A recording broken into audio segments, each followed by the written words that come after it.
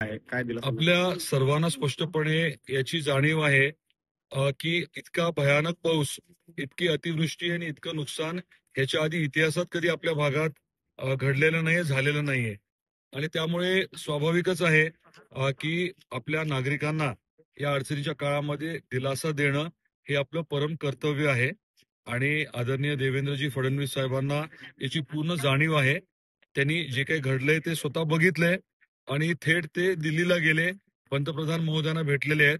आणि मला खात्री आहे की येणाऱ्या आठवड्या 10 दिवसामध्ये आपल्या भागातल्या लोकांना, महाराष्ट्रातल्या जनतेला, नागरिकांना अतिवृष्टीमुळे जे काही नुकसान झालंय त्याच्या अनुषंगाने निश्चितपणे जास्तीत जास्त मदत आणि लवकरात लवकर उपलब्ध करून देण्याची प्रक्रिया ते नक्की करतील. आपलं प्रशासन आता पंचनामे करते. जिथे घरात पाणी गेले, कुठे भिंत पडलीये, हे सर्व पंचनामे होतील. पशुधन कुठे दुर्दैवाने जीवितहानी झाली असेल तर ते पंचनामे करण्याची प्रक्रिया चालू आहे. आणि महत्वाचं म्हणजे पिकाचे मुख्यमंत्री महोदयांनी स्पष्ट सांगितलं की सरसकट करायचंय आणि त्या पद्धतीने पंचनामे करणं चालू आहे. आणि लवकरच मदत मिळेल अशी अपेक्षा आहे. खास करून ज्यांच्या घरात पाणी गेलंय किंवा दुर्दैवाने पशुधनाचं नुकसान झालंय त्यांना तातडीने पैसे उपलब्ध होतील. आणि आपला जो ऑगस्टमध्ये नुकसानीचा विषय होता त्याच्या अनुषंगाने पिकाचे जे पंचनामे झाले त्याचे पैसे लवकरच उपलब्ध होणार आहेत. कदाचित येणाऱ्या आठवड्यामध्ये ऑगस्ट मधले पैसे मिळायला सुरुवात होईल.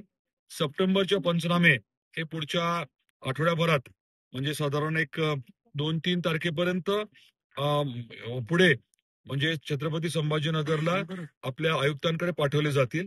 आणि त्याच्याही मागे आम्ही लागू, लवकरात लवकर पैसे मिळावे यासाठी. आता जो काही निकष आहे त्यापेक्षा जास्त पैसे आणि जास्त क्षेत्र मिळावं असा आपला प्रयत्न आहे. कर्जमाफीचा मुद्दा आहे किंवा कर्ज पुनर्गठनाचा मुद्दा आहे. आणि आपल्या सर्वांना माहिती आहे की ओला दुष्काळ जाहीर करण्याच्या बाबतीतली पण खूप मोठी मागणी आहे. तर या सर्व गोष्टींचा विचार करून आपलं महायुती सरकार निश्चितपणे आपल्या सर्वांना न्याय देईल याची मला खात्री आहे. ठीक आहे.